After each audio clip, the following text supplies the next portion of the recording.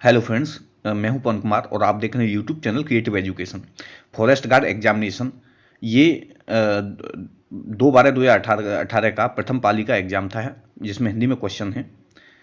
तो आइए स्टार्ट करते हैं। पहला पार्ट इस वीडियो के आपको डिस्क्रिप्शन में जो लिंक होता है उसमें आपको मिल जाएगा, ठीक है। तो क्वेश्चन नंबर 24 है, खाने की इच्छा है, इसको क्या बोलते हैं? बेबूछा, बुबुच्छा या विवूछा या वो भूछा? तो इसका राइट आंसर है ऑप्शन बी, इसको बोलते हैं बुभुक्षा। खाने की इच्छा को हम बुभुक्षा कहते हैं। क्वेश्चन नंबर 25 है, स्पर्श व्यंजन, कंठव्य ध्वनि, अघोष और महाप्राण ध्वनि कौन सी है? क, ग, ख या घ? तो इसका राइट आंसर है ऑप्शन सी, ख। ऑप्शन सी, ख। स्पर्श व्यंजन, कर्तव्य ध्वनि, अघोष और महाप्राण ध्वनि कौन है? ख। अगर हम स्पर्श व्यंजन की बात करें तो ये है क, ख, ग, घ, र। कंठव्य ध्वनि है क, ख, ग और ध। अघोष है क और ख, प्रत्येक वर्ग का पहला दूसरा व्यंजन और य, र, ल, व। महाप्राण है ख, घ, प्रत्येक वर्ग का दूसरा और चौथा व्यंजन। यानी जो ख है वो सम में आता है, इसलिए हम ख को स्पर्श व्यंजन, कंठव्य ध्वनि, अघोष और महाप्राण ध्वनि कहते हैं। क्वेश्चन नंबर 26 है, दंत्योष्ठ ध्वनि कौन सी है? व, फ, य, र। तो इसका राइट आंसर है ऑप्शन ए, ऑप्शन ए, व है, ये एक दंतुष्ट ध्वनि है। क्वेश्चन नंबर 27 है, जब एक ही ध्वनि का द्वित्व हो जाए तब वह क्या कहलाता है? संयुक्त ध्वनियां, युग्मक ध्वनियां, संपर्क ध्वनियां या पारस्परिक ध्वनियां, इनको क्या कहा जाता है? तो इसका राइट आंसर है ऑप्शन बी, युग्मक ध्वनियां। ऐसी ध्वनियां जिनका द्वित्व हो जाए उनको हम युग्मक ध्वनियां कहते हैं। क्वेश्चन नंबर 28 है, ई धन आ इक्वल टू या किस संधि में इस प्रकार का परिवर्तन होता है? गुण संधि, अयाज संधि, यण संधि या वृद्धि संधि? तो जो अयाद संधि है वो उसमें कौन सा आता है? अयाज संधि में अब, आब, अय और आय इस प्रकार का परिवर्तन आता है। जैसे पवन, ये अयाज संधि है क्यों, इसमें पवन अब आ रहा है। ऐसे यण संधि है, यण संधि में या, जैसे ई धन आ इक्वल टू या, इस प्रकार का परिवर्तन आता है। तो ये कौन सी संधि हुई? ये यण संधि है। तो ऑप्शन सी सही है, राइट आंसर है ऑप्शन सी, यण संधि। नेक्स्ट क्वेश्चन है, देवनागरी लिपि का सर्वप्रथम प्रयोग कहां हुआ था? पाणिनिकत अष्टाध्यायी में, अपभ्रंश साहित्य में, अमीर खुसरो की पुस्तकों में या जयभट्ट के शिलालेख में? देवनागरी लिपि का, तो इसका राइट आंसर है ऑप्शन डी, देवनागरी लिपि का सर्वप्रथम जो प्रयोग हुआ था वो जयभट्ट के शिलालेख में हुआ था। तो राइट आंसर है ऑप्शन डी, जयभट्ट के शिलालेख में। क्वेश्चन नंबर 30 है, बुधे अर्थ में प्रयुक्त होने वाला बद उपसर्ग किस भाषा का है? उपसर्ग और प्रत्यय दो होते हैं। उपसर्ग किसी भी शब्द के आगे लगता है और प्रत्यय वो पीछे लगता है, तब एक मूल शब्द बनता है। तो बुरे अर्थ में प्रयुक्त होने वाला उपसर्ग किस भाषा का है? संस्कृत, अंग्रेजी, उर्दू, फारसी या हिंदी? तो इसका राइट आंसर है ऑप्शन सी, उर्दू, फारसी। क्वेश्चन नंबर 31 है, आहट, आवट, आस आदि किस प्रकार के तद्धित प्रत्यय हैं? तो इसका राइट आंसर है ऑप्शन सी, भाववाचक। भाववाचक ये क्यों है? जैसे कड़वाहट, तो कड़वा धन आहट, कड़वाहट। आम धन आवट, अमावट और मीठा धन आस, मिठास। तो उसी तरह से ये आहट, आवट, आस ये भाववाचक तद्धित प्रत्यय हैं। नेक्स्ट क्वेश्चन है, अपादान कारक उत्तम पुरुष बहुवचन रूप कौन सा होगा? अपादान कर्ता ने कर्म को करण से यानी द्वारा, तो ये इस तरीके से जो आते हैं अपादान में से यानी अलग होने का बोध होता है। तो ये कह रहा है अपादान कारक उत्तम पुरुष और बहुवचन रूप इनमें से कौन सा होगा? मुझसे, हमसे, मुझको, हमको। तो जो इसमें लिखा हुआ है को, उनसे तो होगा नहीं, क्योंकि जिससे अलग होना है उसमें अपादान कारक का प्रयोग होगा। तो अपादान कारक उत्तम पुरुष बहुवचन रूप होगा हमसे, ऑप्शन बी। इसका जो राइट आंसर है वो है ऑप्शन बी, हमसे। नेक्स्ट क्वेश्चन है दांत काटी रोटी का अर्थ क्या है? गहरी दोस्ती, प्रतिवाद करना, गहरी दुश्मनी या पीछे पड़ना। तो इसका राइट आंसर है ऑप्शन ए, गहरी दोस्ती। दांत काटी रोटी का अर्थ है गहरी दोस्ती। नेक्स्ट क्वेश्चन है क्वेश्चन नंबर 34। सख्य भाव मिश्रित अनुराग को कहा जाता है? सख्य भाव मिश्रित अनुराग को प्रणय, श्रद्धा, प्रेम, सम्मान क्या कहा जाता है? तो इसका राइट आंसर है ऑप्शन ए, प्रणय। सख्य भाव मिश्रित अनुराग को प्रणय निवेदन कहा जाता है। क्वेश्चन नंबर 35 है सूना का पर्यायवाची शब्द क्या है? पत्रक, ललित, चित्ताकर्षक, जात रूप। तो इसका राइट आंसर है ऑप्शन डी, जात रूप। सूना का जो पर्यायवाची शब्द है वो जात रूप है, जबकि ललित का पर्यायवाची शब्द है रुचिर, चारु, रम्य और रमणी। ऐसे ही पत्रक, पत्रक, नाग, भुजंग, फणी, अहे और उरक ये हैं। तो अब इसका जो राइट आंसर हुआ वो हुआ जात रूप। शुद्ध वर्तनी वाला शब्द छांटिए। परीक्षा, मुमुक्षु, मुमूर्षु और परीक्षा। इसमें जो शुद्ध वर्तनी है प्रोनाउंसिएशन वो कौन सा है? तो इसका राइट आंसर है ऑप्शन बी, मुमूर्ष। ये शुद्ध वर्तनी वाला शब्द है। पयोदी का संधि विच्छेद क्या होगा? पयोदी का संधि विच्छेद क्या होगा? पयः धन दे, पयः धन दधे, पयः धन उदधे, पयः धन दधि। तो इसका राइट आंसर है ऑप्शन ए, पयोदी का संधि विच्छेद क्या होगा? ऑप्शन ए, पयः धन दे। ये पयोदी का संधि विच्छेद होगा। कंठव्य तालव्य कौन सा है? कंठव्य तालव्य कौन सा है? एक ये बता दें, पयोदी का संधि विच्छेद पयः धन दे है। अब ये क्यों है? यहाँ जो कौन सी संधि है? विसर्ग संधि है।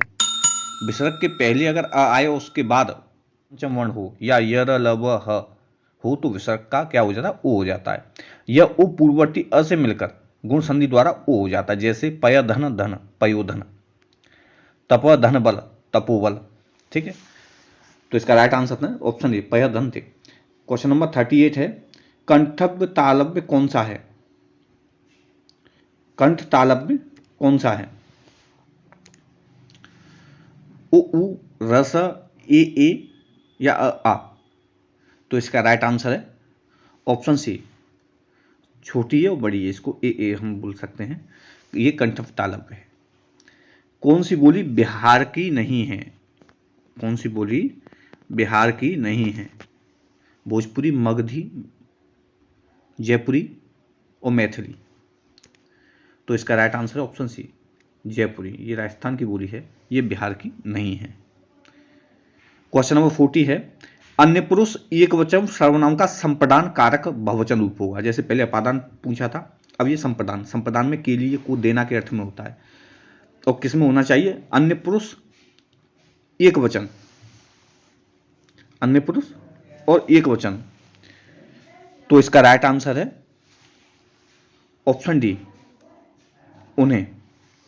ये अन्य पुरुष एक वचन सर्वनाम का संप्रदान कारक होगा। उससे और उनसे नहीं होगा, क्योंकि अपादान में आ जाता है, अलग होना के अर्थ में होता है। संप्रदान के लिए को देना के अर्थ में होता है। एक वचन में उन्हें, ये जो शब्द है ये अन्य पुरुष एक वचन सर्वनाम का संप्रदान कारक बहुवचन रूप होगा। क्वेश्चन नंबर 41 है अर्चना अत्यंत सुंदर है, रेखांकित पदों का भेद बताइए। अर्चना अत्यंत सुंदर है। तो इसमें जो अत्यंत जो वर्ड है, ये वाला अत्यंत, ये जो अत्यंत वर्ड है इसका सुंदर विशेषण है, लेकिन अत्यंत किस अर्थ में यहाँ प्रयुक्त है? तो विशेषण, प्रविशेषण, विशेष विशेषण या सविशेषण? तो इसका राइट आंसर है ऑप्शन बी, प्रविशेषण। यानी वे शब्द जो विशेषण की, इसमें विशेष विशेषण भी हो सकता है, लेकिन इसका जो परीक्षा में जो राइट आंसर है वो प्रविशेषण है। क्वेश्चन नंबर 41 का, वे रेखांकित पद प्रविशेषण होते हैं। ये वो शब्द हैं जो विशेषण शब्दों की विशेषता बतलाते हैं, उसे हम प्रविशेषण कहते हैं। क्वेश्चन नंबर 42 है, हथियाना चिकनाना किस प्रकार की क्रिया है? नाम धातु क्रिया, प्रेरणार्थक क्रिया, यौगिक क्रिया या संयुक्त क्रिया?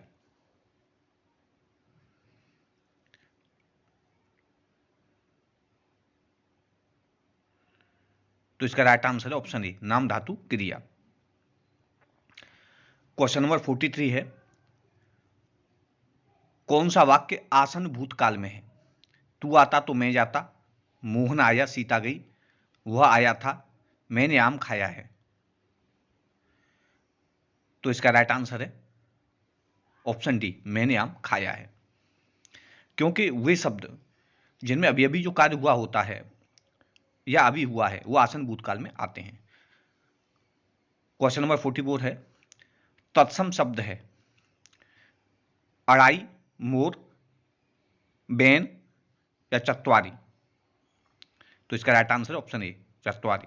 तत्सम शब्द वे शब्द हैं जो मूल शब्द होते हैं और तद्भव शब्द वे हैं जो तत्सम शब्दों से बने होते हैं।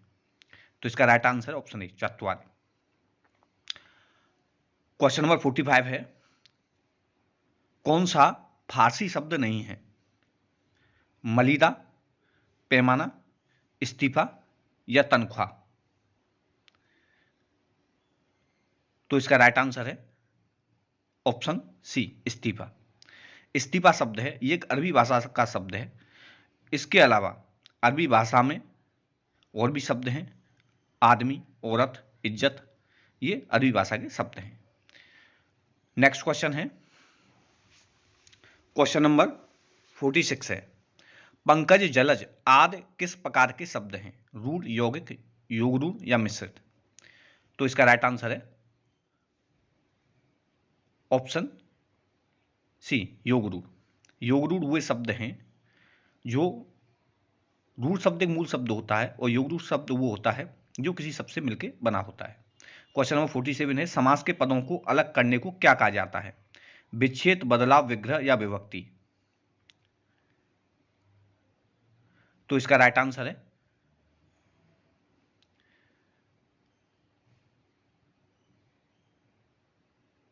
ऑप्शन सी, विग्रह।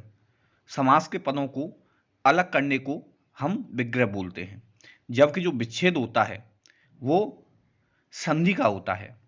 यानी जो संधि को अलग करने को हम क्या बोलते हैं? विच्छेद। संधि जोड़ने को कहते हैं और विच्छेद उसको अलग करने को कहते हैं।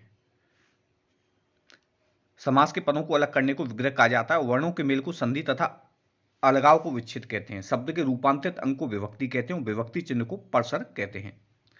कौन सा पद विकृत नहीं होता है? संज्ञा, अव्यय, विशेषण या क्रिया?